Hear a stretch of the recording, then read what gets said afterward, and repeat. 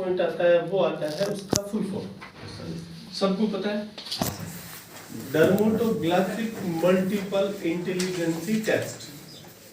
इनको अगर हम दो भागों में डिवाइड करें तो डीएमआईटी की पूरी मेथोडोलॉजी आप सिर्फ नाम से ही समझ जाएंगे। डर्मेटोग्राफिक का मतलब होता है हमारे जो ये भाग होता है, जो ये हिस्सा होता है, इसके ऊपर जो रेखाएं बनी होती है उनको क्या बोलते हैं? डर्मो। और इनके ऊपर जो ये रेखाएं होती है इनको क्या बोलते हैं? ग्राफिक। तो डर्मेटोग्राफिक की बात कंप्लीट होगी। दूसरा पार्ट आता है मल्टीपल इंटेलिजेंसी टेस्ट, यानी कि हमारे अंदर बहुत सारी मल्टीपल इंटेलिजेंसी छिपी हुई है, उसका टेस्ट करने वाला चीज, यानी रेखाओं का और आपके अंदर की प्रतिभा का कोई ना कोई कनेक्शन है। सबसे पहला पॉइंट आता है कि मैंने बहुत सारी चीजें शुरुआत में बताई डीएमआईटी के बारे में, आप लोगों ने किसी भी क्लाइंट को बताया, इससे ये पता लगेगा, इससे ये पता लगेगा, इससे ये पता लगेगा, इससे ये पता लगेगा, और लास्ट में एक ही बात बंदा बोलता है, वो ये कि इससे कैसे बताएगा। यही है ना। अभी जो बात मैं आपको बताने वाला हूं ये बात आपको डायरेक्टली कस्टमर को नहीं बोलनी है, ये बात सिर्फ आपके बैकअप नॉलेज के लिए मैं आपको दे रहा हूं। बैकअप नॉलेज में इसलिए कि कभी भी कोई आदमी आपसे लास्ट में जाके यहां जाके फंस जाए कि भैया आज वाले कभी भी कोई आदमी यहां आके फंस जाए कि भैया ऐसे थोड़ी होता है, कोई आदमी अंदर से कोई चीज बता दे, अटक गया ना, तो वहां अपने को ये बात रखनी है। ये बात है डीएमआईटी की विज्ञान कि ये किस सिद्धांत के ऊपर काम करती हैं और क्या वो सिद्धांत मेरे ऊपर लागू होता है। समझ रहे मेरी बात को? विज्ञान क्या कहते हैं? तो डीएमआईटी की विज्ञान ये कहती है कि बच्चा जब माँ के गर्भ में होता है, कौन से वीक में? 9वें वीक से लेकर 14वें वीक तक, 13वें 14वें वीक तक ये वीक होता है। 9 से 14 वीक के अंदर जब बच्चा माँ के गर्भ में होता है तो आप मुझे बता सकते हैं उसकी पोजीशन कैसी होती है? मतलब जो गर्भाशय होता है वो ऐसे बना होता है, ऐसे, और वो बच्चा इसी पोजीशन में उल्टा होता है ना। उसके हाथ जो होते हैं, सर जो होता है वो नीचे होता है, पाँव जो होता है वो ऊपर होता है, हाथ क्रॉस में होता है। हमारी एक विज्ञान ये कहती है कि लेफ्ट हैंड राइट ब्रेन को कंट्रोल करता है और राइट ब्रेन लेफ्ट हैंड को कंट्रोल करता है। एग्जैक्ट पता है आप लोगों को? तो बच्चे का हाथ कौन सा होता है? ऐसे। और ब्रेन का जो पोस्चर होता है वो कैसा होता है? ये इस टाइप का ब्रेन बना होता है। ये बायोलॉजिकल डिवाइडेड ब्रेन होता है। ये इसको कोई ये बोले कि ब्रेन तो माथा, तो एक ये दो भाग कैसे हुए? तो दो भाग कोई दीवार नहीं है इनके बीच में। ये बायोलॉजिकली इनके केमिकल के रिएक्शन जो होते हैं ना वो अलग अलग होते हैं दो पार्टों के। एक जैसे नंबर आइडेंटिफाई करता है, ये जो है वो इमेज क्रिएट करने वाला होता है। इसकी अलग अलग विज्ञान है, वो बहुत लंबी हो जाएगी। ये दो तरीके के दिमाग होते हैं और इन दोनों ब्रेन में 5 भाग होते हैं। कितने होते हैं? 5 भाग होते हैं। इनको बोलते हैं लोब। क्या बोलते हैं? पार्ट होते हैं ब्रेन के। 5 लोब लेफ्ट में, 5 लोब राइट में होते हैं। और इन ब्रेन्स में होता है न्यूरॉन्स। और न्यूरॉन्स की संख्या कितनी होती है?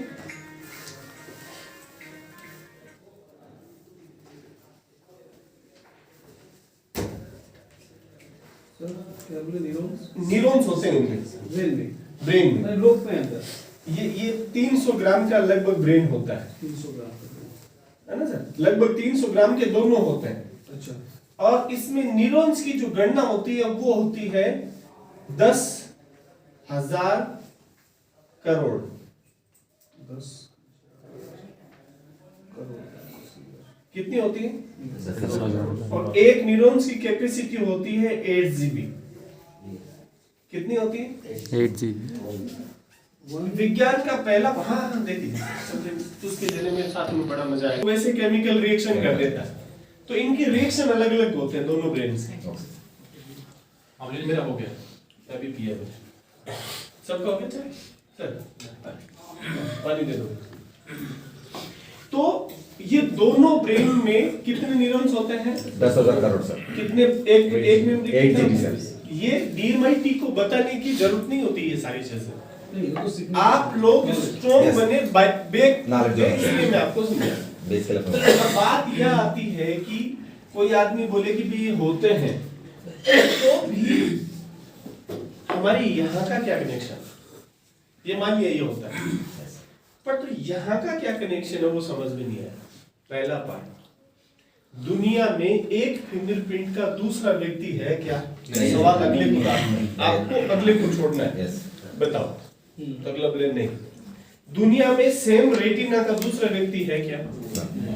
नहीं है। इसके पीछे क्या विज्ञान है? आप बोलेंगे इसके पीछे क्या विज्ञान है? विज्ञान उसको पता ही नहीं। पता नहीं पता ना, तो आप बोले कि यस मैं बताता हूँ क्या विज्ञान है उसके पीछे, राइट? अब विज्ञान क्या है? वो इसलिए नहीं होता कि जब 10,000 करोड़ को अगर मैं 10 भागों में डिवाइड करूं, इनको बांट दूं 10 भागों में, तो आप मुझे ये बताइए कि एक हिस्से में कितने न्यूरॉन्स आएंगे? टोटल ब्रेन कितना है? इसके 10 भाग हुए तो कितने ग्राम का हुआ? एक 10 ग्राम सर। 30 ग्राम 10 ग्राम। टोटल न्यूरॉन्स कितने हैं? 10,000 करोड़। तो 10,000 को अगर मैं 10 में डिवाइडेड करूं तो कितना होगा? 1,000 करोड़। 30 ग्राम में 1,000 करोड़ न्यूरॉन्स डलना, तो कितने सूक्ष्म होंगे, कितने छोटे होंगे, कितने बारीक होंगे, वो हम अंदाजा नहीं लगा सकते, इतने बारीक होते हैं। इनमें जब ये समय होता है गर्भ के दौरान बच्चे का, उस समय उस आदमी के ब्रेन में क्या गिरते हैं? न्यूरॉन्स डलते हैं। न्यूरॉन्स ब्रेन के अंदर आते हैं और हर एक भाग में कितने न्यूरॉन्स होते हैं? अप्रोक्सीमेटली 1,000 करोड़। अब बात समझने वाली ये है कि ये दो ब्रेन है, एक एक्स का है और एक वाई का है, ठीक है सर? दोनों की लगभग जो बर्थ डेट है वो एक है ना? दोनों के सेम टाइमिंग ये एक साथ आ रहा है।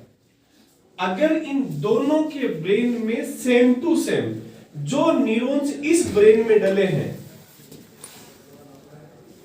ऐसे न्यूरॉन्स डलते हो? yes, मैं शॉर्ट में दिखा रहा हूं, वो सेम इसमें ऐसे डले हुए, yes, जो इसमें डले सेम इसमें डल गए, yes, जो इसमें डले वो इसमें डल गए, और सेम टू सेम 10 के 10 लोब में अगर सेम न्यूरॉन्स डल गए तो उस आदमी की शकल, अकल, विचार, भाव, हर एक चीज एक जैसी, मतलब दूसरे के अंदर।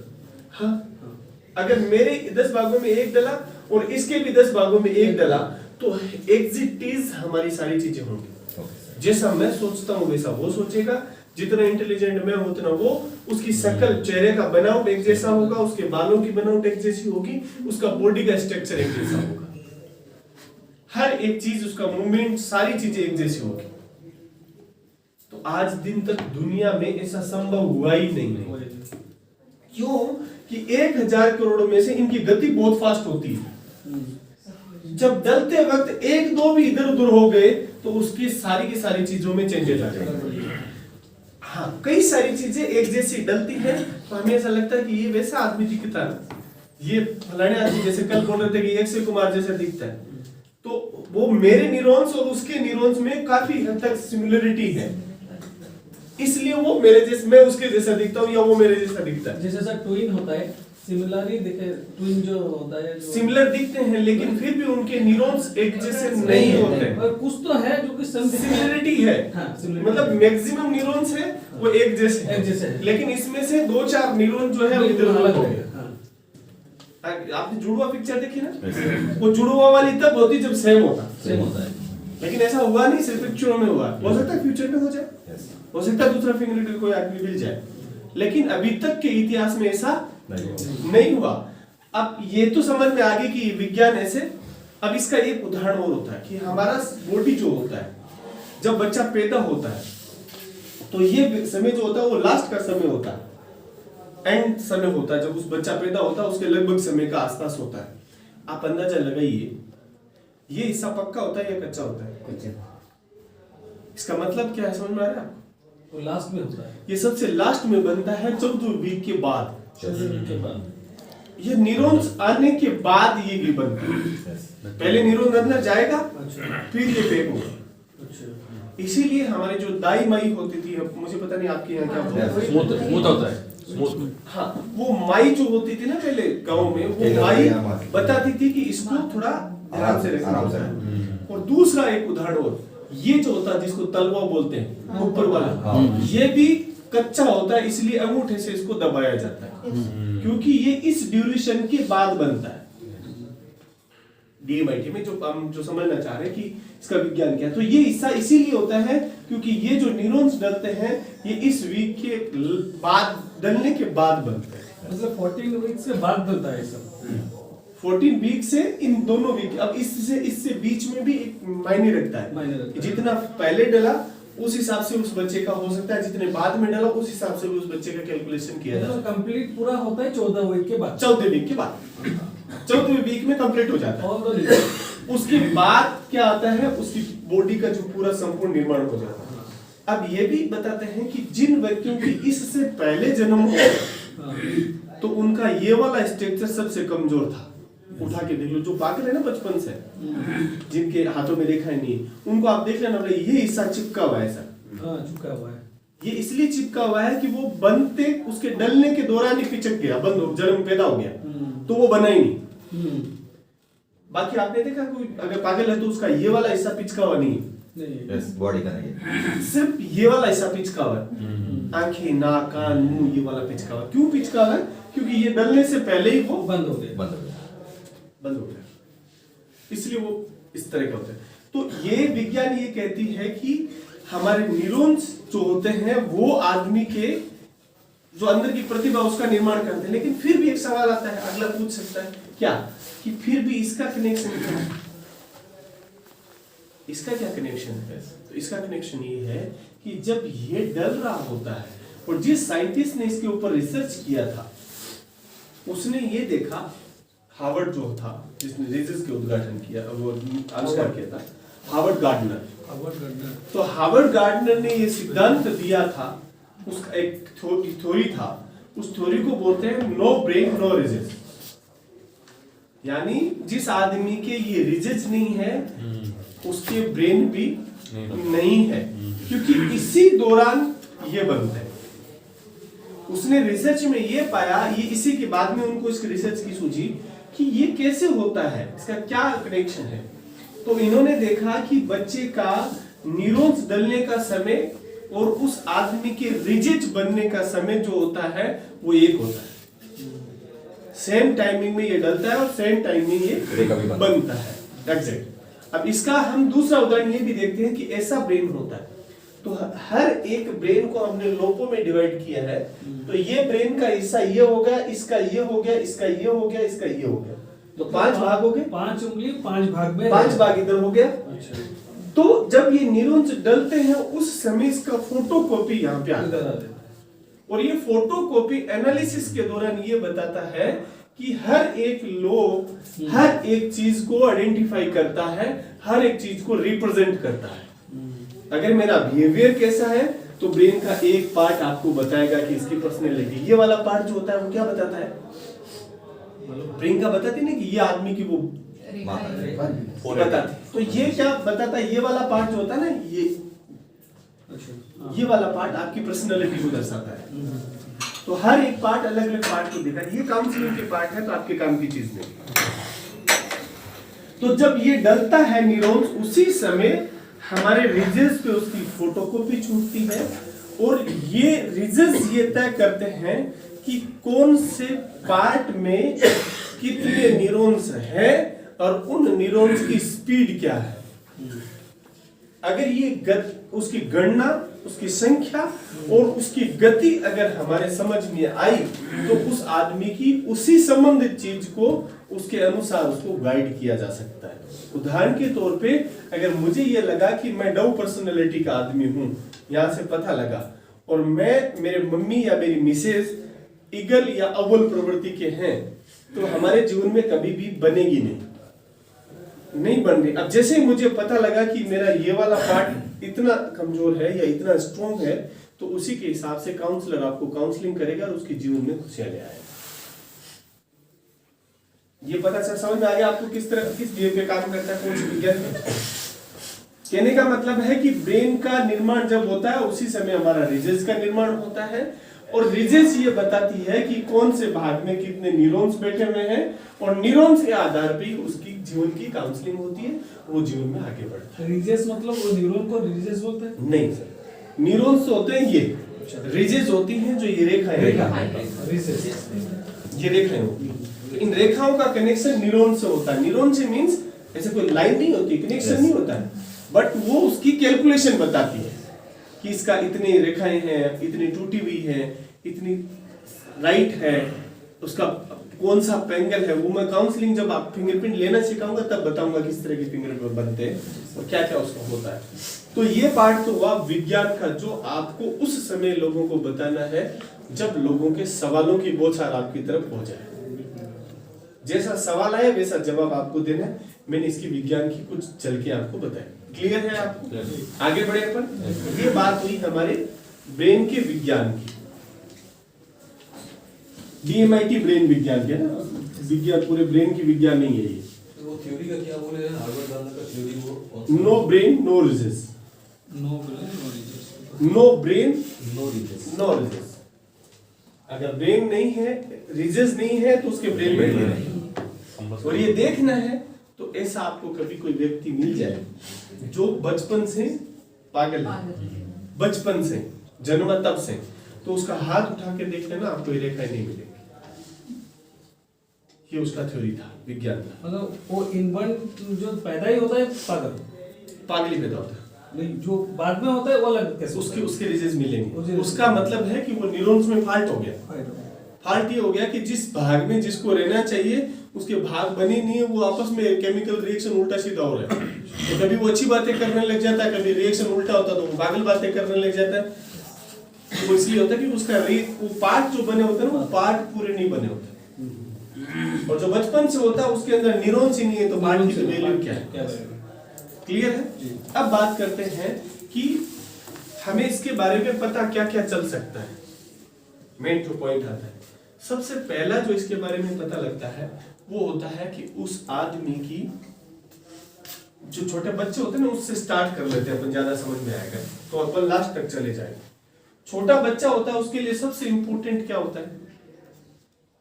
उसके लिए इंपॉर्टेंट होता है कि वो किस तरीके से अपने अंदर चीजों को लेता है, यानी उसकी लर्निंग स्टाइल के बारे में जानना जरूरी होता है। इसका उदाहरण ये है कि एक क्लास में एक टीचर एक समय पे एक किताब से पढ़ाता है, लेकिन रिजल्ट उल्टे सीधे आ गए। ऐसा क्यों?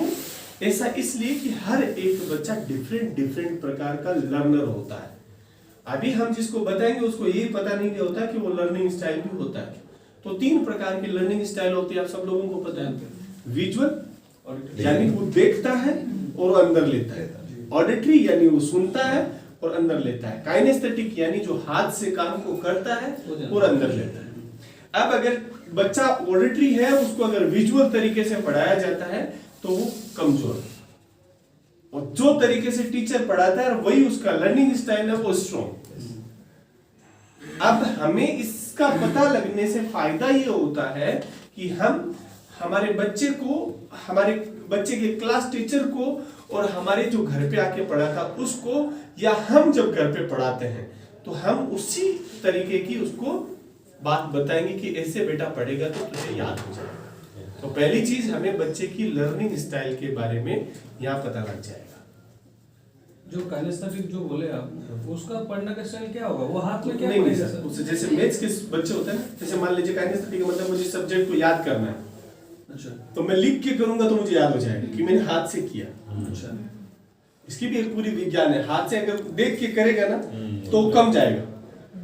अगर ऐसे पेपर पे अंगुली रखता है ना, जैसे किताब में लिखेगा कि ये लिखता हूं मैं, ऐसे अंगुली लिखेगा, देख देख के लिखेगा तो अंदर नहीं जाएगा। अच्छा, काइनेस्थेटिक का दूसरा तरीका होता है, अगर इमेज क्रिएट करके वो लिखता है तो उसके अंदर चला जाएगा। किंतु वो तो इमेज क्रिएट नहीं कर पाएगी, नहीं कर सकता। तो उसका हम न्यूरो साइंस के कोच बनाने का प्रयास इसीलिए तो कर रहे हैं कि आप उनको इमेज क्रिएट करना सिखाओ। तो ये सेशन जो हुआ था इसमें हम आपको वो सेशन दे नहीं पाए, तो हम नेक्स्ट जो आपके वनडे के सेशन होंगे उसमें सिखाने का प्रयास करेंगे, आपको कंप्लीट करेंगे सिखाने में। तो ये दूसरा पार्ट आ जाएगा। विजुअल का मतलब होता है वो देखता है, वो देखता है ना, जैसे बना तो वो ध्यान से देखता रहता है। देख के सुनने का। अच्छा सर, एक बात बताइए सर, जो आप बोल रहे हो विजुअल से दिखता है वो याद रख देता है, काइनेस्थेटिक वाला अगर वो पिक्चर देखेगा तो वो याद रख सकता है? नहीं, पिक्चर का मैंने नहीं बोला, मैंने क्या बोला, दो तरीके हैं जो ऑडिटरी को काइनेस्थेटिक को अंदर लेने के। पहला तरीका क्या होता है कि वो हाथ से लिखेगा। अब अगर उसने हाथ से देख के लिखा है कोई चीज को तो उसके अंदर नहीं जाएगा। वो अंदर जाना मतलब हाथ से करने के बाद अंदर जाता है उसका। लेकिन अगर वो लिखे हुए की इमेज क्रिएट करता है साथ में तो उसके अंदर ज्यादा जाएगा, वो ज्यादा स्ट्रोंग होगा, ज्यादा इंटेलिजेंट होगा। तो वो इमेज क्रिएट कैसे होती है और वो इमेज कैसे क्रिएट कर सकता है, वो पार्ट ऑफ मेमोरी ट्रेनिंग है ना सर। तो वो बच्चा इंटेलिजेंट बन सकता है, खुद सोचेगा जो कर रहा हूँ क्या कर रहा हूँ। वो क्रिएट करने का। हाँ, जैसे उदाहरण के तौर पे मैं आपको बता रहा हूँ कि मान लेते हैं हमने अभी 10 कोई चीज लिखी। अब वो 10 चीज का कोई नाम लिखा मैंने, मान लीजिए कोई बोतल, कबूतर, कुछ भी लिख दिया।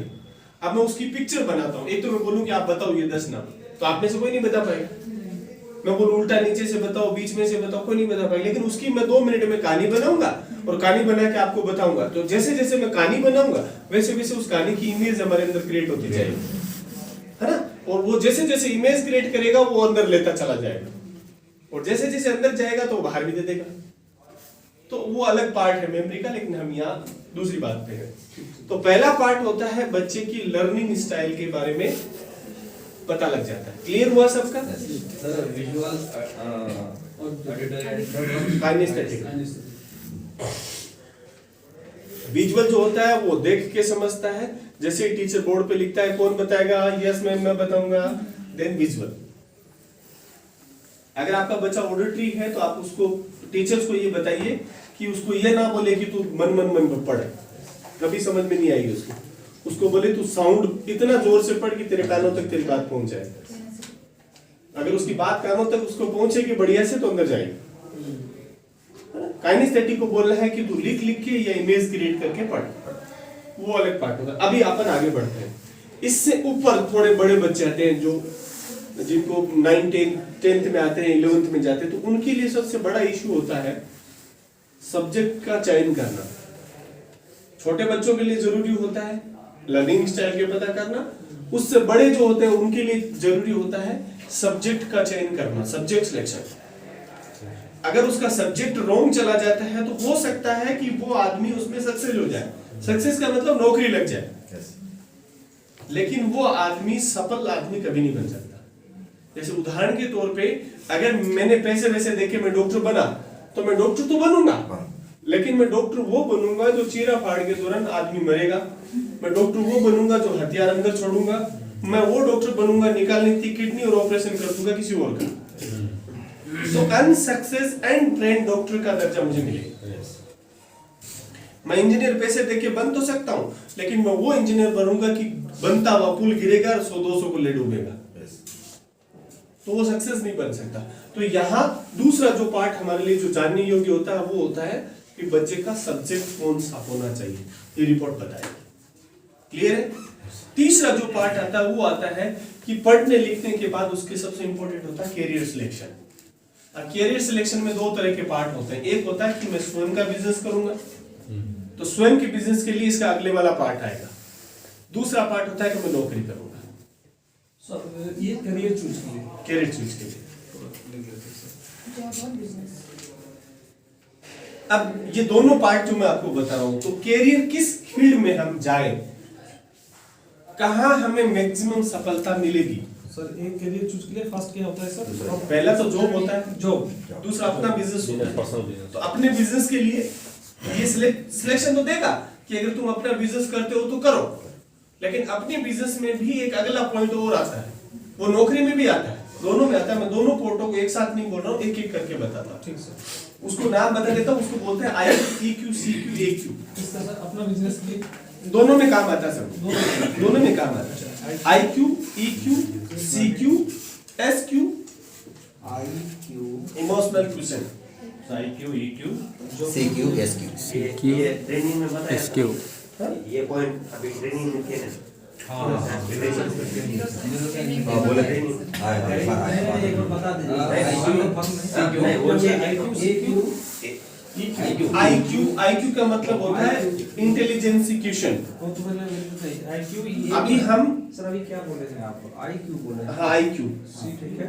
हाँ, EQ, क्वेश्चन EQ EQ बोले तो इमोशनल क्वेश्चन, इस तरफ का CQ क्रिएटिव क्वेश्चन,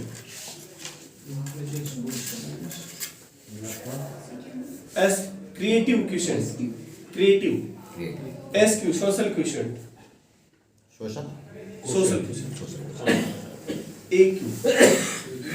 AQ क्या हुआ? Auditory question, AQ auditory question, SQ social question. ये आगे के पॉइंट आपने बीच में लिखवा लिया। आई मतलब इमोशनल क्वेश्चन, ठीक है। हाँ ऑडिटरी, ये होता है intelligence question, social question, emotional question, creative question, auditory question. अभी हम अगले पॉइंट की तरफ बढ़ते हैं कि उसके लिए आता है कि हम कैरियर सिलेक्शन कैसे करें।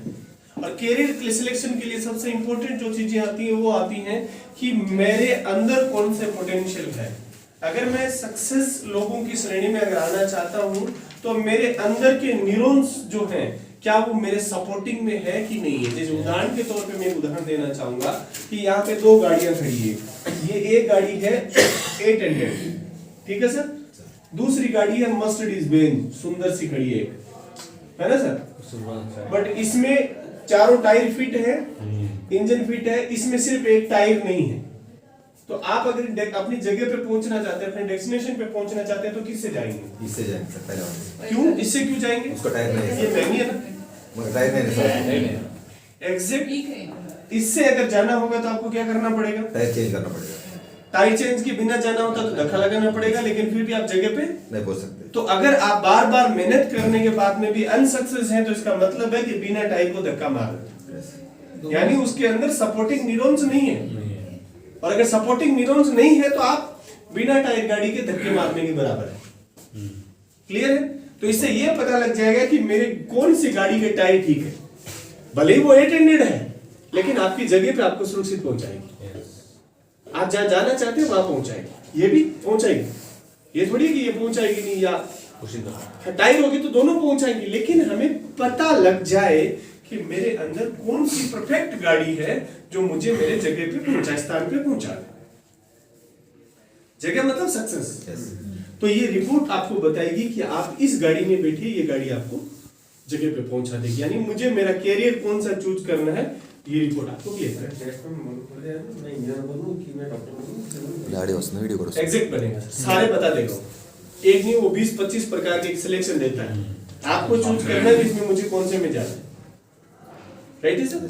तो अब बात आती है कि इसके बाद की जो इसी काम में आती है वो आती है कि जैसे हमने कई जगह पे सुना होगा कि एक आदमी इंटेलिजेंट तो है लेकिन फिर भी उसका बिजनेस भी है, लेकिन फिर भी वो बिजनेस में सक्सेस नहीं है। ऐसा क्यों? ऐसा क्यों होता है? उसकी ताकत नहीं। इंटेलिजेंट तो है लेकिन वो उसने बिजनेस में सक्सेस नहीं है। बिजनेस स्किल्स स्किल कम आएगी। उसमें भी मैंने 4-5 पॉइंट लिखा है ना, हाँ ये ये ठीक नहीं। उदाहरण के तौर पे अगर एक बिजनेस दुकान चलाता है एक आदमी, तो दुकान चलाने के लिए इंटेलिजेंट होना जरूरी है क्या? नहीं। लेकिन वो इंटेलिजेंट आदमी दुकान चला रहा है, मान लीजिए चला सकता है, इंटेलिजेंट है, लेकिन वो इंटेलिजेंसी अपनी दिखाता है और दुकानदारी जो चलती है वो चलती है इमोशनल से। अगर उसका इमोशनल EQ ठीक नहीं है तो IQ किसी काम का नहीं।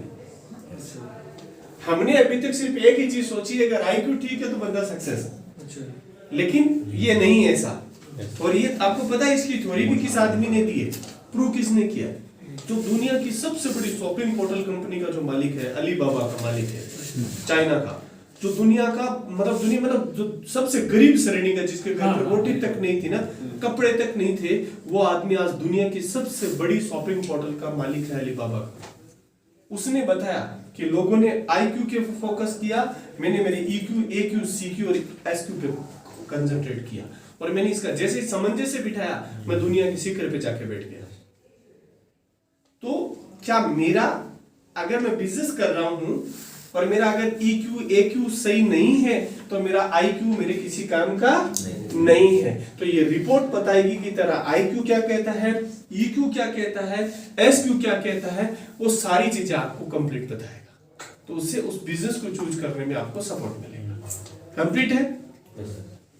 सबसे पहले हमने समझा कि मेरा लर्निंग स्टाइल क्या है, देन हमने दूसरा समझा कि मेरा सब्जेक्ट सिलेक्शन क्या है, तीसरा हमने जगह मेरा कैरियर फील्ड कौन सा होगा, और इसी में हमने चौथा समझा कि मेरा IQ EQ ये जो IQ लेवल्स है वो मेरा क्या कहते हैं, और मुझे किस फील्ड में किस IQ का यूज करना है। क्लियर हुआ? इससे आगे अपन बढ़ते हैं तो उसके लिए आता है जो इससे ऊपर, जब हम बड़े हो गए, नौकरी पेशा सब हो गया, तो उसके बाद में जो चीज आती है वो बहुत इंपॉर्टेंट होती है। वो इंपॉर्टेंट होती है रिलेशन को मैनेज करना, है ना? अभी जैसे नई नई शादी होती है तो अच्छा प्यार प्रेम होता है, पर जैसे जैसे समय बढ़ता है झगड़ा स्टार्ट होता है, कम हो जाता है ना? तो जो बिजनेस स्टार्ट करते हैं तो जुनून रहता है, धीरे धीरे करके जुनून लो हो जाता है, हर चीज के लिए लागू होता है। वो होता है उस आदमी के रिलेशन मैनेजमेंट की वजह से, उस रिलेशन जो है उसकी वजह से होता है। और जो 60-70 साल का, अभी मान लीजिए बच्चा बोलेगा मैं रिपोर्ट कर रहा हूँ क्योंकि मेरी इन चीजों के बारे में पता लगेगा, अब जो 40-45 साल का वो भी बना लेगा, या फिर कैरियर में मेरा उठापटक चल रही है तो मैं हो सकता है सेट हो जाऊं, तो वो भी करवा लेगा। अब 60-65 साल, 70 साल, 80 साल का आदमी आपसे रिपोर्ट क्यों करवाएगा? एक 65 साल की महिला आपसे रिपोर्ट क्यों करवाएगी? उसके लिए ना तो पढ़ाई जरूरी है, ना उसके लिए जॉब जरूरी है, ना IQ जरूरी है, कुछ जरूरी नहीं है, तो वो हमसे रिपोर्ट क्यों करवाएगा? वो हमसे इसलिए करवाएगा कि ये रिपोर्ट बताएगी रिलेशनशिप मैनेजमेंट कैसे होता है। रिलेशनशिप मैनेजमेंट का मतलब होता है मेरी बिहेवियर, मेरा बिहेवियर क्या कहता है, मैं कौन से बिहेवियर का हूँ, मेरी बीवी कौन से बिहेवियर की है, मेरी माँ कौन से बिहेवियर का है, मेरा फादर कौन से बिहेवियर का। अभी कई बार आपने देखा होगा कि आपके पिताजी जो बात बोलते हैं, अगर आप ठंडे दिमाग से सोचेंगे बाद में तो आपका पता लगेगा पिताजी भी सही बोल रहे हैं। और आप जो उस समय जब आप पिताजी के साथ में चर्चा में हैं, तो उस समय आप जो बात बोल रहे हैं वही पिताजी बोल रहे हैं, लेकिन आप दोनों के जीवन में मतभेद है कि पिताजी गलत बोल रहे हैं, पिताजी को लगता है तू गलत बोल रहा है, तो दोनों आपस में क्या होते हैं, और फिर जब आप एनालिसिस करेंगे तो पता चलेगा दोनों सही थे। वो क्यों हो रहा है, और उस समय पे वो बात क्यों नहीं बन रही थी? क्योंकि आपकी पर्सनैलिटी का मैचिंग नहीं है, आपका बिहेवियर का मैचिंग नहीं है। मतलब दोनों सेम बात बोल रहे हैं। उसका सोच का काम कर रहे हैं दोनों अलग है। आपको समझने की जरूरत नहीं, आप फील करो ना। अच्छा। आपके मम्मी पापा बहन या किसी के साथ में ऐसे कई बार होता है कि हम बात कर रहे हैं आपस में और दोनों खींच रहे हैं, और फिर पता चलता है कि दोनों एक ही बात तो बोल रहे थे। सही है सर। तो उस समय क्यों खींच रहे थे? वो इसलिए खींच रहे थे कि आपकी न्यूरॉन्स जो है वो उसके अपोजिट है। वो बोल रहे ऐसा थोड़ी होता है, वो बोल रहे थे ऐसा ही तो होता है।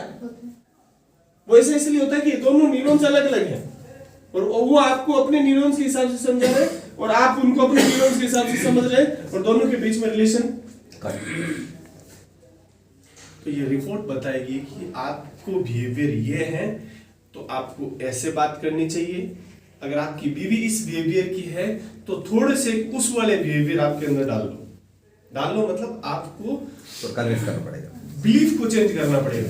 बिहेवियर को चेंज करने के लिए आपको क्या करना पड़ेगा? बिलीफ को चेंज। अगर आपने बिहेवियर के चक्कर में बिहेवियर को चेंज किया तो दोनों, अभी आप बिहेवियर को चेंज कर रहे हैं, अगर आप बन रहे हैं ना तो एक दूसरे के बिहेवियर को चेंज कर रहे हैं, और बिहेवियर लाइफ में कभी चेंज नहीं होता। आपको अपने बिलीफ चेंज करने पड़ेंगे, और जैसे ही बिलीफ को चेंज करेंगे बिहेवियर ऑटोमेटिकली चेंज हो जाएगा। आप बिहेवियर और बिलीफ को समझना चाहते हैं क्या होता है? बिहेवियर और बिलीफ यूं समझ लीजिए कि आप बिहेवियर और बिलीव को ऐसे समझ सकते हैं कि अगर मान लीजिए आपका बच्चा टीवी देखता है या आपका बच्चा कोई और कार्य की जिद करता है, तो आप क्या करेंगे, टीवी के कनेक्शन को कट कर देंगे। तो जैसे आपने टीवी के कनेक्शन को कट किया तो बच्चे को क्या किया आपने, गुस्सा हो जाएगा। उसके बिहेवियर के बिलीव के ऊपर अटैक किया आपने। उसका बिलीव है मैं टीवी देखूंगा तो मजा आएगा, मुझे अच्छा नींद आएगा, लेकिन आपने क्या किया कि नहीं, कट कर दे, पढ़ता नहीं। अब बच्चा क्या करेगा, अपने मजे के लिए दूसरे के घर पे जाएगा, दुकान पे जाएगा, और दुकान पे जाएगा तो कोई बीड़ी फूंक रहा है उसको भी देखेगा, ये धुआं निकल रहा मजा आता है तो वो बीड़ी पीना सीख जाएगा। मतलब आपने क्या किया, उसके काट दिया, बिहेवियर को काट दिया। और बिहेवियर को नहीं काटा, उसके बिलीफ को चेंज करना था। बिलीफ को चेंज करने के लिए आपको क्या करना है, आपको आपका बिलीफ चेंज करना पड़ेगा। टीवी देखना गलत है, ये मुझे साबित करना पड़ेगा गलत है, मैं नहीं देखूं, और मैं नहीं देखूंगा तो मेरा बच्चा नहीं, क्योंकि उसके मैंने बिहेवियर को चेंज नहीं किया, बिलीफ को बदल दिया कि बेटा ऐसा करने से ऐसा होता है। तो कल उन्होंने बोला ना, बच्चा वही करेगा जो आप करते हैं, बच्चा वो नहीं करेगा जो आप करते हैं। बच्चा क्या करेगा, जो आप करते हैं वो करेगा, आप कहते हो कभी नहीं करेगा। अच्छा सर, एक चीज हम क्वेश्चन करना चाहेंगे, जैसे अपने आप पे हम घर जाते हैं बाहर से फील्ड से गए, जैसे घर पहुंचे तो बच्चा लोग पापा मोबाइल दो, पापा मोबाइल दो, और नहीं दीजिए तो रोना शुरू कर देता, तो इसको हम कैसे चेंज करेंगे? देखिए इसके चलते हम आईडी लगाने में भी परेशान हो जाते हैं। मतलब बच्चा को फोन देना ये गलत बात नहीं है, बच्चे को फोन देना ये गलत बात नहीं है। गलत बात ये है कि आप क्या देखते हो उसमें, आपकी फटती इसलिए है कि आप गलत देख रहे हो, इसलिए उसको देना नहीं चाहते। आप वही चीजें देखो ना जो आपको उस बच्चे में देखनी है, दे दो ना फोन, कौन मना करता है? फोन में बुरी चीजें बहुत है, अच्छी चीजें भी तो बहुत है ना। तो किया क्या, फोन देना तो देना पड़ेगा, युग है भाई, डिजिटल युग है, देना पड़ेगा। बट मैंने अभी बताया ना, वो टीवी के कनेक्शन नहीं काटना, फोन देना मतलब गलत करे, वो किसी और का देखेगा, गुस्सा होगा, आपका रिलेशन कराओ, देना है। लेकिन चीजें वही देखो जो उस बच्चे, आप अपने अंदर देखते हो वही उसके अंदर देखो। अगर आपने कोई ऐसी चीज डाली आपके YouTube पे, तो आप देखेंगे आपके Facebook पे भी वही आएगी, आपके WhatsApp पे भी वही मैसेज आएंगे, आपके Insta पे भी वही मैसेज आएंगे, क्योंकि ये एक से दूसरे से जुड़े हुए और आदमी के इंटरेस्ट को पकड़ते हैं और वो उसके अंदर प्रेजेंट कर देते हैं। तो आप अगर आपने कोई भी गलत चीज डाली तो वो सब जगह वही आएगी, पर बच्चा वो देखेगा तो उसको इंटरेस्ट बनेगा, तो फिर वो आपके हाथ से निकल जाएगा। आप जिस उम्र का आपका बच्चा है उसी उम्र से संबंधित चीजें आप देखो, आप देखेंगे तो वही उससे संबंधित देखेगा, वो उससे संबंधित देखेगा तो आप जैसा चाहते हैं वैसा होगा। तो बिहेवियर और बिलीव को समझ गया, ऐसे ही ये होता है। तो यहाँ आप ये समझेंगे कि बच्चे का बिलीव क्या है और बच्चे का बिहेवियर क्या है, पिताजी का बिलीव क्या है, पिताजी का बिहेवियर क्या है, मेरा क्या है, और मुझे इसमें कैसे सामंजस्य बिठाना है। That is DMIT। ये मोटा मोटी चीजें जो मैंने बताई ये है हमारे जीवन में काम आने वाली। इसके अलावा बहुत सारी चीजें और हैं जो कई लोगों के काम की है, कईयों के नहीं काम की है, वो सारी चीजें भी होती है। अब आपको सिंपल भाषा थोड़ी सी देर में DMIT पूरा क्लियर हो गया। मोटा मोटी पहली चीज हम जानते हैं बच्चे का लर्निंग स्टाइल क्या है, दूसरा हम जानते हैं बच्चे को कौन सा सब्जेक्ट लेना है, तीसरा हम जानते हैं कि बच्चे का बिजनेस किस लेवल पे जाएगा, बिजनेस में हमें जरूरी चीजें होती हैं IQ, EQ, CQ, AQ, तो क्या वो उसके लायक हैं, क्या उसको सामंजस्य कैसे बिठाए। देन सबसे लास्ट में आता है कि हम हमारे जीवन में रिलेशन को हमेशा मैनेज कैसे करके चले, यानी कि हमारे बिहेवियर और बिलीफ को समझना। ये DMIT के पार्ट होता है। आपका सर बिजनेस और जॉब में तो वही IQ CQ की जरूरत है सर? मैंने वही दोनों को बोला ना सर, दोनों दोनों की तरफ भी बोला ना सर कि दोनों में एक ही बात है, लेकिन मैं उसको बीच में घुसाना नहीं चाहता था, इसलिए मैंने पहले आपको वो बताया आपका बिजनेस सिलेक्शन, देन फिर IQ EQ का महत्व समझा। अब आप उसको नौकरी में यूज कर सकते हैं, आप अपने बिजनेस में यूज करते हैं, वो योर लुकआउट और योर नजरिया। मैं सिर्फ बताना मेरा काम था। अब इसके बाद बात आती है कि भाई हम इसके फिंगरप्रिंट को कैसे लें, कैसे रिपोर्ट बनेगी, कौन बनाएगा, ये सारी चीजें आती हैं। अब रिपोर्ट फिंगरप्रिंट लेने के जो तरीका होता है वो क्या होता है, आप लोगों को ये पता होता है कि हमारी जब जैसी साइट खुलती है, यहाँ लिखा आता है क्लाइंट, लैपटॉप पे जब आप सॉफ्टवेयर खोलते हैं DMIT का, तो यहाँ पे अब में से सेंटर किस किस का है? अब लगाना होगा इसमें। कोई बात नहीं, तो मैं डायरेक्ट पूरा ही समझाता हूँ। हमारी जब आपको जो पैनल मिलेगा उस पैनल को जैसे ही खोलेंगे सॉफ्टवेयर को तो वो पासवर्ड मांगेगा, आईडी मांगेगा। तो यूजर नेम में एडमिन और पासवर्ड में डबल लाइन, सबका फिक्स। जैसे ही खोलेंगे तो एक पेज खुलेगा और ये लेफ्ट साइड का जो कोना होता है यहाँ लिखा होता है या तो न्यू या क्लाइंट। तो उसके ऊपर जैसे ही क्लिक करेंगे एक फॉर्म खुलेगा।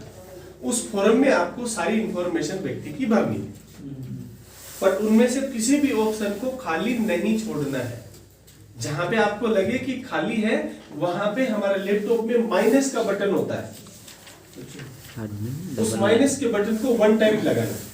अगर खाली छोड़ना है। हाँ, जैसे मान लीजिए कोई चीज मेरे समझ में नहीं आई, मान लीजिए फादर की मेल आईडी, तो वहां पे माइनस के बटन को यूज करते हैं। लैपटॉप में होता है माइनस का बटन राइट साइड में मिड में, उसको यूज कर देना है। पूरी भर दी, भरने के बाद में उसको सबमिट कर देना। Okay, save data. Save data करते ही ऐसे हमारे 30 फिंगरप्रिंट खुलेंगे। ऐसे कितने खुलेंगे? 30 ऐसे डिब्बे खुलेंगे ऐसे, एक के नीचे एक के नीचे से 30। एक अंगुली के 1 2 3 1 2 3 ऐसे फॉर्म में वो चलता है। हमें सबसे पहले उसमें हमारा जैसे ये सॉफ्टवेयर इंस्टॉल कर लेते हैं आप, इंस्टॉल करने का तरीका यूट्यूब के थ्रू आपको समझ में आएगा। आपको आपका स्कैनर जो होता है उसको अटैच कर देना होता है। कर दिया अटैच, इंफॉर्मेशन भर दी, ये आ जाता है आपके सामने। अब यहाँ पे फिंगरप्रिंट लेने के जो तरीके होते हैं उसमें क्या होता है कि सबसे पहले आपको लेफ्ट हैंड का थंब लेना होता है। और थंब में देखने और समझने वाली बात तो आती है कि हमें देखिए फिंगरप्रिंट में इस तरह के बने होते हैं। देखिए कई फिंगरप्रिंट ऐसे होते हैं, शंकु और चक्र। कई फिंगरप्रिंट ऐसे भी होते हैं, है ना? कई फिंगरप्रिंट ऐसे होते हैं, कई फिंगरप्रिंट ऐसे होते हैं, कई फिंगरप्रिंट मोरपंख की तरह होते हैं। ठीक है, इस तरह के फिंगरप्रिंट होते हैं अमूमन। कई फिंगरप्रिंट ऐसे भी होते हैं,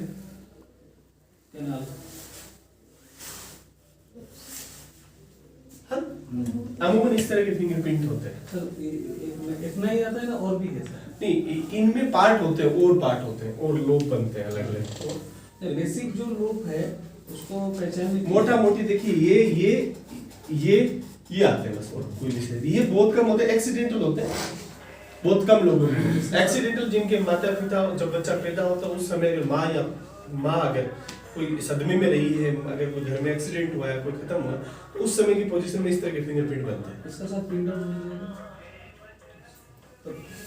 सर इसका कुछ संबंध आता है आईक्यू ईक्यू से? अभी ये समझ आपकी समझ से आगे की बात है। हाँ, तब आप काउंसलर बनेंगे तब वो समझ में आ जाएगा, अभी इसके ऊपर दिमाग मत लगाओ।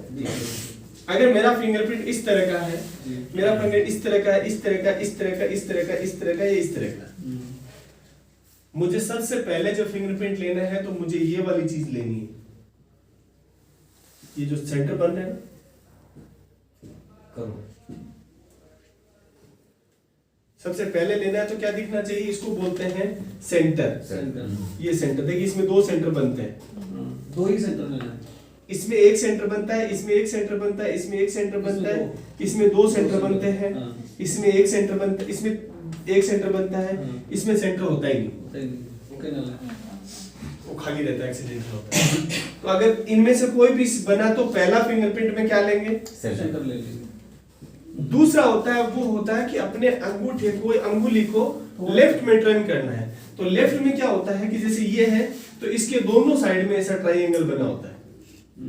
इसके एक साइड में, इसके जिस साइड में फ्लो जा रहा है इसके अपोजिट में ट्रायंगल बना होता है ना सर? ट्रायंगल। हाँ, इसमें जो होता है दोनों साइड में ट्रायंगल होता है। 2 चलता तो 2 ट्रायंगल होता है, इधर भी होता है इधर भी होता है। ट्रायंगल का क्या सर? ट्रायंगल का मतलब ऐसा होता है ट्रायंगल। अच्छा, मतलब 3 नदियां मिलती है तो कैसा पोस्चर होता है?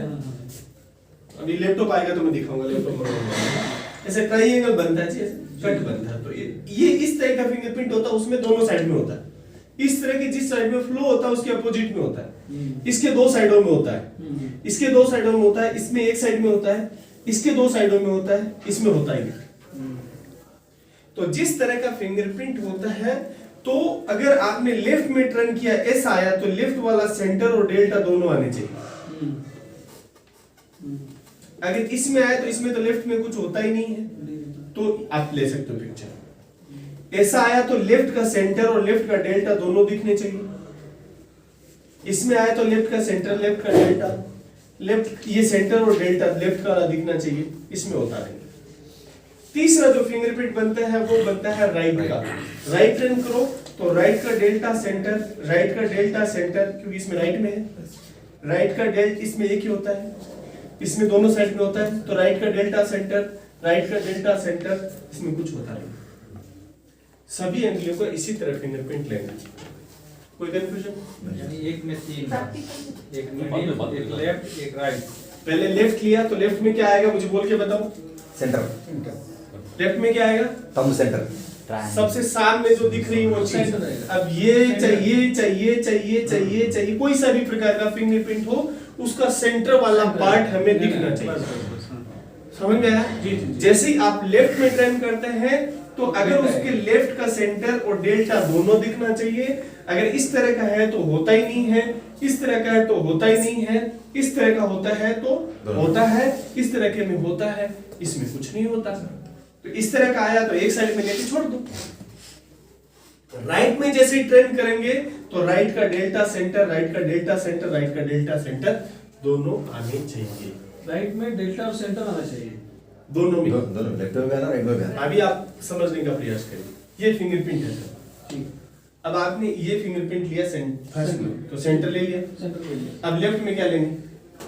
लेफ्ट में डेल्टा और सेंटर, तो इसके तो लेफ्ट में डेल्टा है ही नहीं, छोड़ देने तो वो फिंगरप्रिंट समझना है। जो है वही दे देंगे। हाँ, इसमें नहीं होता, नहीं होता है, इसमें होता है, होता है तो डेल्टा और सेंटर ले इसमें होता है, डेल्टा इसमें होता है, डेल्टा इसमें कुछ नहीं होता। छोड़ देना है। क्लियर है? हाँ, आपको फिंगरप्रिंट को समझने का प्रयास करना है कौन सा, हाँ, ठीक है? राइट में सेम राइट का सेंटर और डेल्टा देना है। हाँ। ये करने के बाद एक का लिया मैंने, एक का समझाया, सबका समझाने की जरूरत नहीं है। नहीं, 30 जैसे ही फिंगरप्रिंट इंस्टॉल होते हैं आप इनको एग्जिट करेंगे, या नीचे लिखा है एग्जिट। जी, जैसे ही एग्जिट करेंगे आपका डाटा सेव सेव फिनिश, हमारी तरफ से आप फ्री। ये पहला पार्ट कंप्लीट हुआ। जी, अब बात आती है कि इसको हम अपलोड कैसे करें। जी, आपको संस्था के द्वारा फ्रेंचाइजी कोड मिला हुआ है, उसमें जाना है।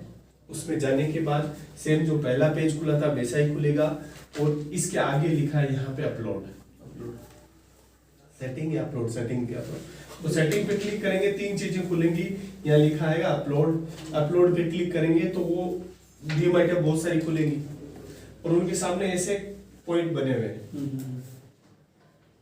तो जैसे ये 3 डीएमआई टैब आपकी की हुई है, इसका पेमेंट हो चुका है, तो इसके ऊपर आप राइट कर क्लिक करेंगे और नीचे लिखा अपलोड डाटा, क्लिक करते ही डाटा 30 बार, जैसे अपने डाउनलोड होता है वैसे 30 बार डाउनलोड करेगा, बार क्लिक करेगा, 30 चलेगा और सक्सेसफुली डाटा, वो डाटा हमारे पास पहुंचे।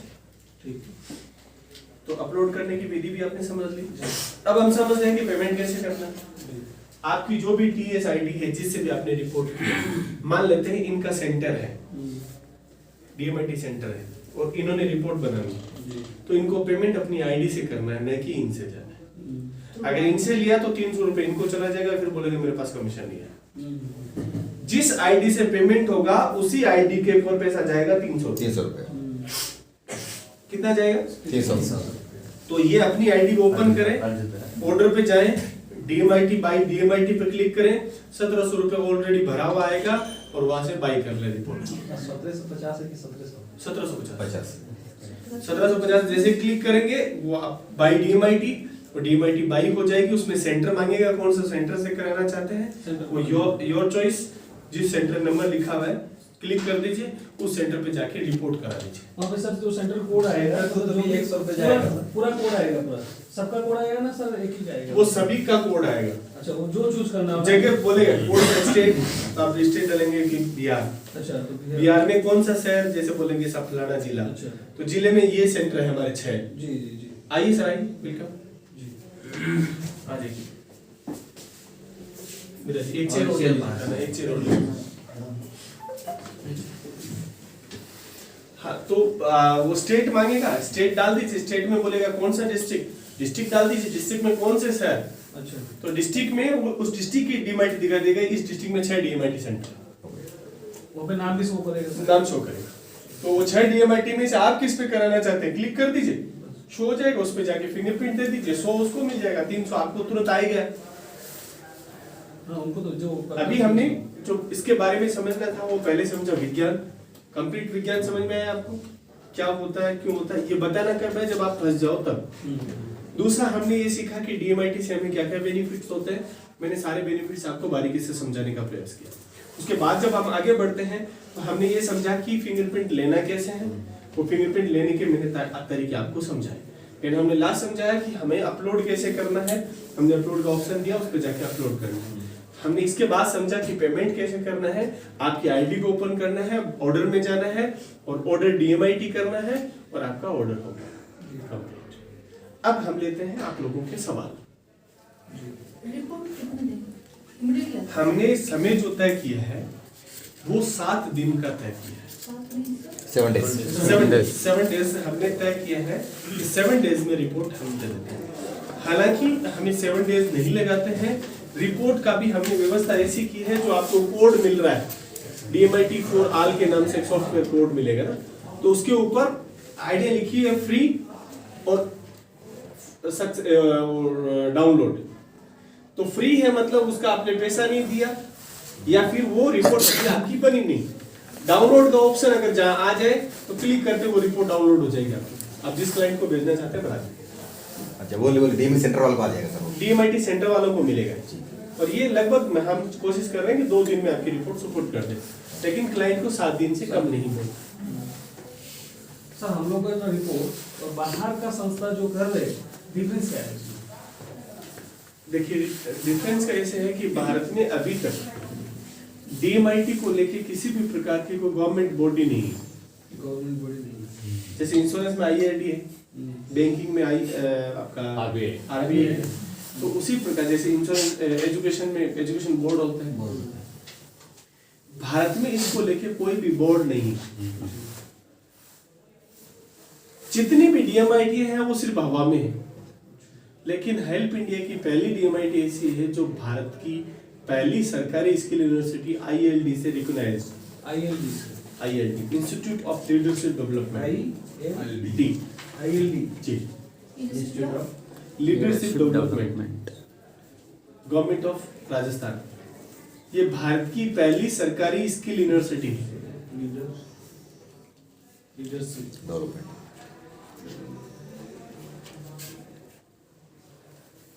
ये पहला फर्क, ये राजस्थान सर, ये राजस्थान में है। अभी अपन गए थे ना ट्रेनिंग लेने, तो एक ऑप्शन आया था ILD एक, जैसे अपन कोई में थे तो यूनिवर्सिटी बनी हुई थी जहाँ हमने SEC लेवल का ट्रेनिंग और मेरे बेच भी लगा हुआ था। तो ये तो राजस्थान जब सेकंड लेवल की ट्रेनिंग आप लेते हैं तब आप ILD में ही लेते हैं। ये राजस्थान का यूनिवर्सिटी सर, ये राजस्थान का यूनिवर्सिटी, ये भारत का पहला सरकारी स्किल यूनिवर्सिटी है, लेकिन ये तत्वाधान राजस्थान गवर्नमेंट के अंदर में। राजस्थान गवर्नमेंट या भारत का पहले भारत का पहला सरकारी स्किल यूनिवर्सिटी ILD है। हाँ, तो पहला फर्क समझ में आया आपको। दूसरा जो फर्क है वो ये है कि हम एक संस्था, एक परिवार को रन करते हैं और हमारा और आप सब लोगों का एक प्रयास होना चाहिए वो कि हम किसी भी प्रकार की गलत सलाह किसी को ना दें और उस सही सलाह तक पहुंचाने का प्रयास हम लोग करते हैं। बाकी मेरी तरफ से कोई सफाई नहीं है। हमारा एक ही परिवार है कि आप सब लोग अभी 4 दिन हमारे साथ रहे, तो 4 दिन में हमारा ध्येय ये नहीं था कि आप हमारे बिजनेस पार्टनर हैं। हम लोगों की सोच, हम लोगों के विचार ऐसे थे कि आप सब लोग हमारे परिवार के हैं और परिवार के साथ किसी भी प्रकार का गलत ना हो, वो प्रयास हम निरंतर करते हैं। तो हम इस रिपोर्ट के माध्यम से, हमारे काउंसलर के माध्यम से सही चीज आप तक बताने का प्रयास करते हैं। अन्यथा ये रिपोर्ट बनाने का फंडा मैं सिर्फ 5 मिनट में आप सबको सिखा सकता हूँ, लेकिन आप कितने सही करेंगे, कितने गलत करेंगे, उन लोगों के साथ किस तरह की लाइफ में खिलवाड़ करेंगे, कुछ नहीं कहा जा सकता। मार्केट में ऐसे लोग देखे हैं बेचने वाले 25-30 हजार 40 हजार रुपया देते हैं और 2 मिनट में उसको सॉफ्टवेयर इंस्टॉल करके देते हैं और 2 मिनट में रिपोर्ट बनाना सिखा देते हैं और वो आके रिपोर्ट बनाता है, जिसके ऊपर ना तो किसी भी प्रकार का रीचेकिंग होता है ना कुछ और।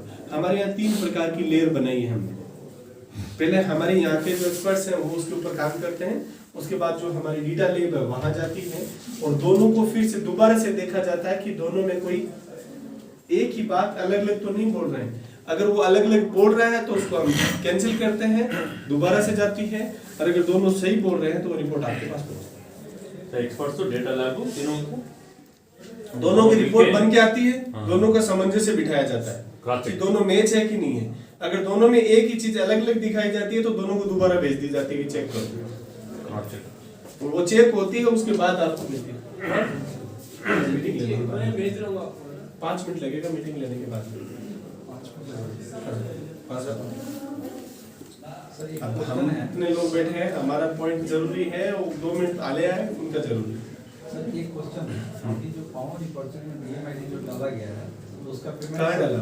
नहीं डाला गया है। नहीं अभी नहीं डाला, डालेंगे तो आपको चैनल मीटिंग के काली मीटिंग में सुनाए थे, अभी तो अभी डाला नहीं, डालेंगे तब इसके बारे में बताएंगे। अभी मैंने जो ट्रेनिंग दिया इससे संबंधित सवाल जो है ना वो आप मुझसे क्लियर करो तो हम एक पॉइंट का एंड तक पहुंच पाएंगे। सर हम लोग का रिपोर्ट में हाँ, जो क्लाइंट है वो जान पाएगा जो कि हम लोग इस तरह का इंस्टीट्यूट से रिपोर्ट निकालते हैं। बताने की पहली बात तो उसको जरूरी नहीं है बताने की कि हम लोग जब बात करते हैं, हम जब उसको रिकमेंड करते हैं तो हमारे ऊपर भी उसको बिलीव होना चाहिए। अगर आपके ऊपर बिलीव नहीं है फिर आप यूनिवर्सिटी का सर्टिफिकेट उसको दिखाते हैं, मेरे हिसाब से कोई फायदा है नहीं। बेकार ही। नहीं, जब वो बात आएगा तो हाँ आएगा तब हम क्या करें। जब वो बोलेगा वो भी तो रिपोर्ट बनाता है, आप भी तो रिपोर्ट बनाता है, तो उसका कैसा ये हुआ, आपका कैसे इम्पोर्टेंस हुआ रिपोर्ट में। इसका यूं है कि एक साइट है जिसको बोलते हैं Indian skill development council, ISD, Indian skill development council.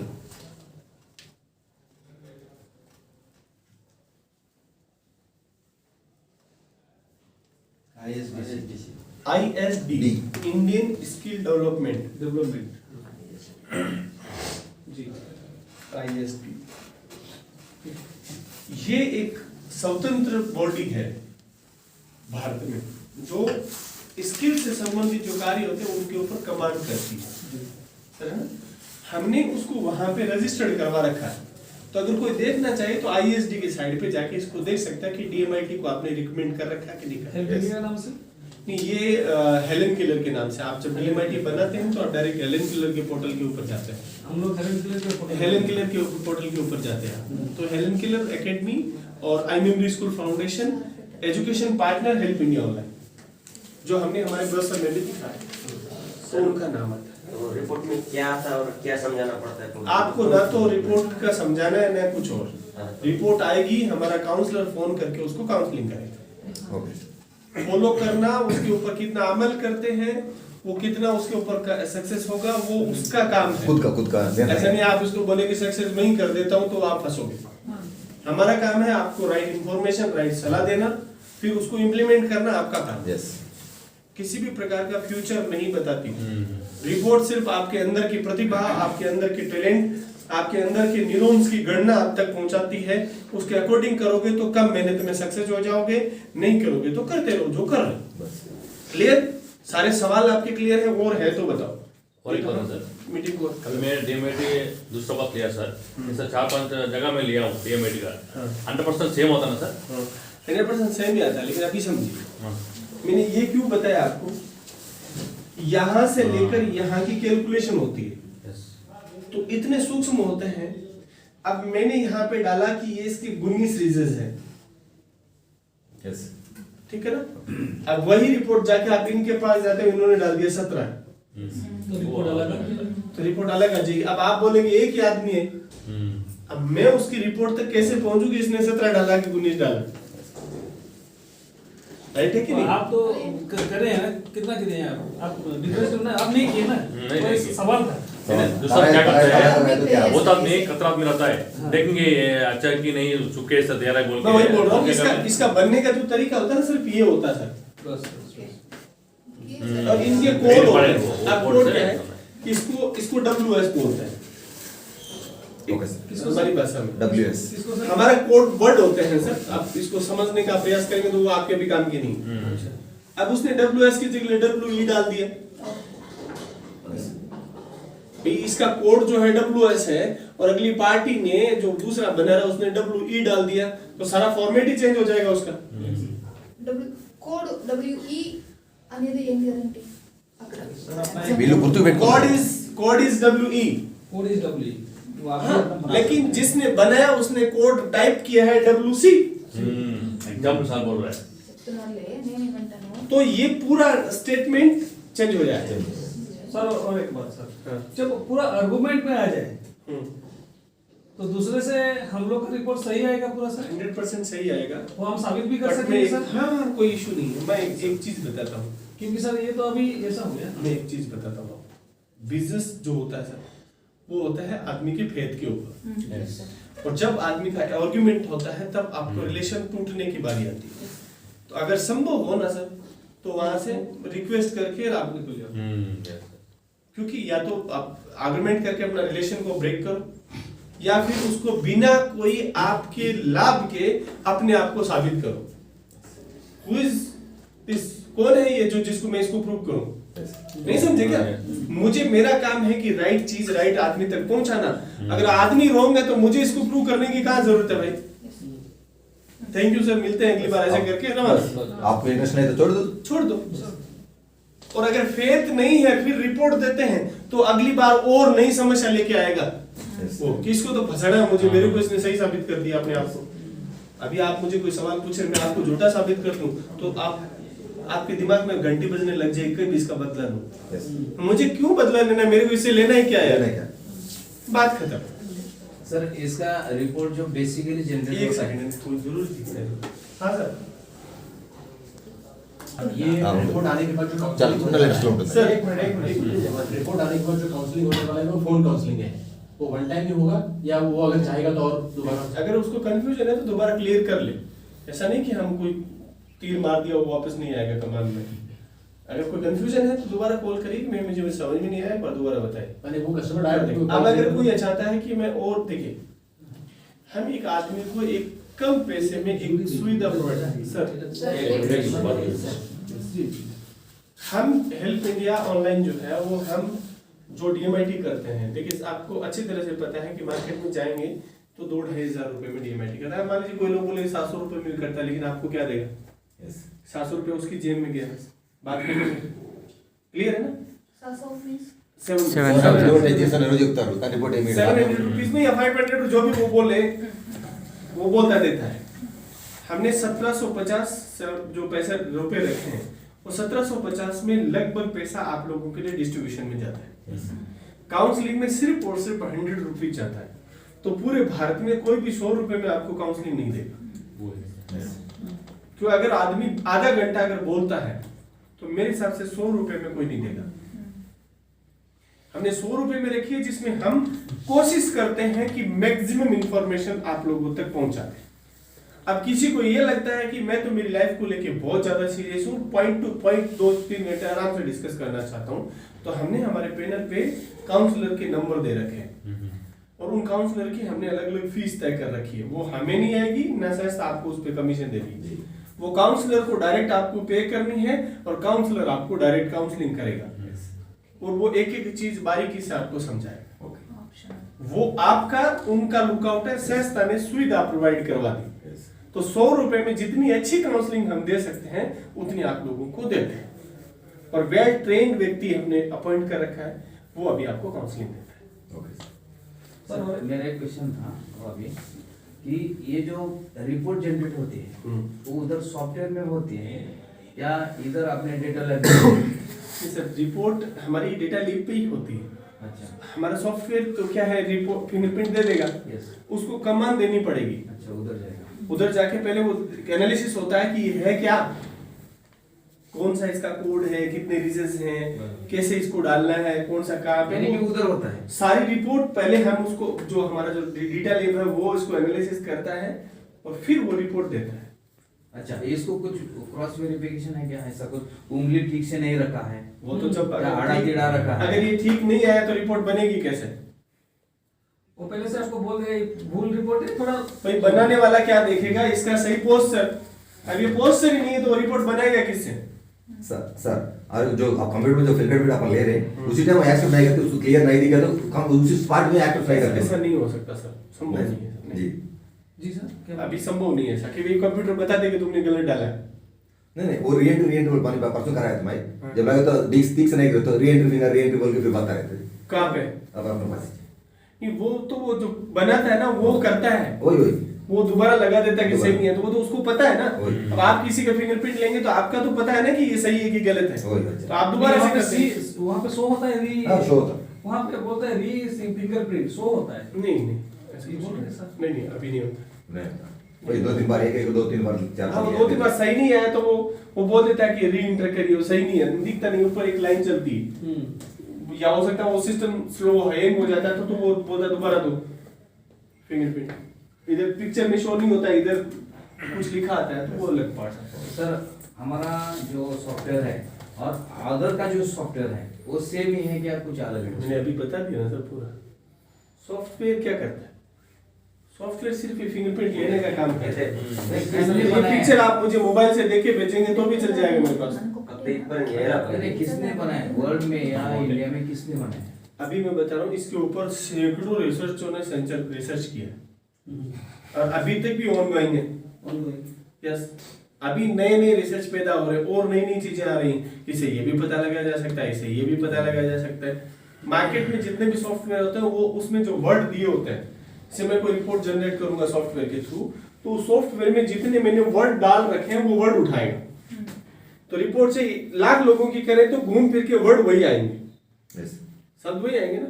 लेकिन हेल्प इंडिया का सॉफ्टवेयर ऑनलाइन है, आज के दिन क्या रिसर्च हुआ वो उठाएगा ऑटोमेटिक और वो चीज डाल के देगा।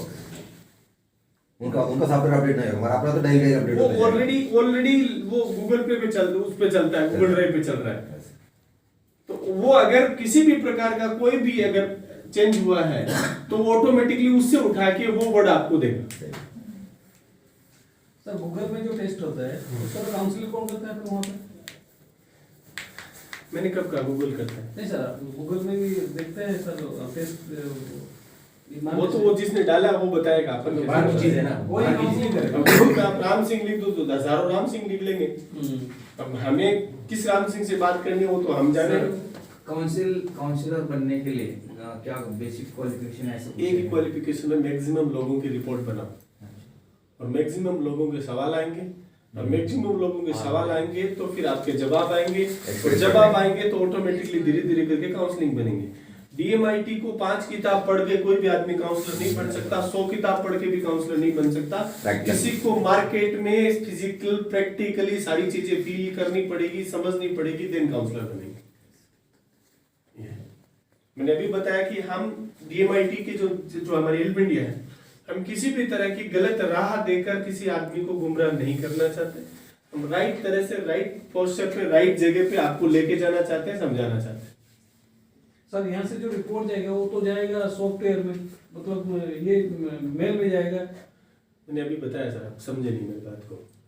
हेल्प इंडिया ने एक डेटा लेब करके आप एक सॉफ्टवेयर डीएमआईटी फॉर ऑल के नाम से कोड आपको जनरेट किया हुआ है जी, वो ऑनलाइन है जी। तो आपको मेल नहीं जाती है। अच्छा, उसमें जाएगा। आप जैसे अपना आप कोड खोलेंगे, आपने रिपोर्ट बना रखी है तो जैसे कंप्लीट रिपोर्ट आती है, कंप्लीट पे क्लिक करेंगे तो रिपोर्ट आ जाएगी, ये आपकी आ चुकी है। और कंप्लीट वाले ऑप्शन में खोलेंगे तो जैसे 100 रिपोर्ट आई, आपने 100 कर रखी है, उसमें 40 कंप्लीट में आ गई तो आप डाउनलोड और संबंधित पर्सन को आप मेल से भेजते हैं कि प्रिंट निकाल के देते हैं कि क्या करते हैं? अपना मर्जी। हमारी तरफ से मेल भेजने का सिस्टम बंद कर दिया। अच्छा, ये 1750 के ऊपर प्रिंट आउट अलग सा रेट होगा? वो आप जानो, क्लाइंट जाने। बस अच्छा, हमारी पैनल पे उसने 1750 दिए, हमने ई रिपोर्ट बना के अगले को प्रस्तुत कर दी, वो जाने उनका काम चले। हम डायरेक्टली वो उन पे मोबाइल पे पे कर सकते हैं ना सर? पीडीएफ बना के दे सकते हैं। PDF बना के भेज सकते हैं। आप PDF बना के दे उनको, हार्ड कॉपी दे उनको, कलर प्रिंटर बना के दें कि प्लास्टिक पेपर पे दे, वो तो आपका और उनका लुकआउट है। अप्रोक्सीमेट कितना पेज होता है सर इसका? 53 पेज है, 53।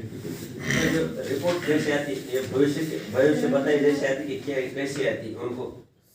इसका मतलब आप यहाँ नहीं है अभी। ये बहुत से नहीं बताती सर, ये आपके अंदर का जो पोटेंशियल है और ये वो पोटेंशियल बताती है कि ये चीज आपके अंदर है। अगर इसके ऊपर काम करोगे तो स्मूथ तरीके से आप अपनी डेस्टिनेशन पे पहुंचेंगे। अंदर है नहीं, वो काम कर रहे हैं तो बिना टायर की गाड़ी को धक्के देने के बराबर है। ये उदाहरण भी मैंने आपको हमको डायरेक्शन दिखाता है, डायरेक्शन दिखाता है, ये डायरेक्शन दिखाता है राइट वे में जाने के लिए। गूगल क्या कर रहा है अभी, जो अपन लोकेशन डालते हैं ना, डायरेक्शन पे पहुंचा। Practical test. नहीं तो पूछ के जाओ, तो पूछ के देने वाला हो सकता है गलत रास्ते में भी डाल दे। इधर जा। एक प्रश्न, हाँ ये खाली अपने कोई भी बच्चा या किसी का भी हम लोग करते हैं, ये खाली पोटेंशियल बताती है क्या उनका कुछ नेगेटिव्स है, कोई दूसरा लाइन में इसका वीकनेस एंड स्ट्रॉन्गनेस दोनों बताती है। इसका वीकनेस क्या वो भी देती है, इसका स्ट्रॉन्गनेस क्या वो भी देती है। वीकनेस का सॉल्यूशन देता है। सोल्यूशन, हाँ रेमेडीज होती है सबकी रेमेडीज होती है उस पे कि इससे कैसे बाहर निकलना है, इसको कैसे बाहर निकलना है। और मैं एक साल में 40% रिपोर्ट को पढ़ने मात्र से समझ में आ जाता है मुझे क्या करना है।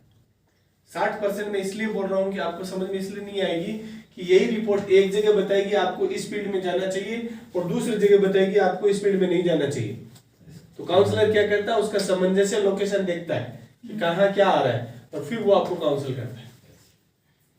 कई चीजें सेम आती है, एक में बताता है आप म्यूजिक में जाइए, दूसरी जगह था कि म्यूजिक में आपके 3 स्टार है, 4 स्टार नहीं। वो क्यों बोल रहा है वो काउंसलर जानता है, वो काउंसलर बताएगा आपको कि ऐसे आपको। सर उसकी इंटेलिजेंस है, वो एम्प्लॉयमेंट में है या बिजनेस में, दो ही चीज बताए और कुछ ये ऐसे नहीं बताता कि एम्प्लॉयमेंट में आपको एक्सपर्ट है कि जॉब में बिजनेस में एक्सपर्ट है। वो पोटेंशियल बताया कि आप अगर जॉब भी करते हो तो इस टाइप की करो, अच्छा बिजनेस भी करते हो तो इस टाइप का करो, तो आपके न्यूरॉन्स आपके पोटेंशियल आपको सपोर्ट करेंगे। क्लियर है सबके सवाल? Final sir. सर एक मिनट, सर बोल रहे थे कि जो ये आप 53 पेज बोल रहे हैं, तो सबका 53 पेज ही आएगा, कम बेस भी हो सकता है? सर कॉमन सेंस चाहिए तो 53 ही आएगा सब। बिल्कुल नहीं आएगा। और एक सुने उसका फॉर्मेट फिक्स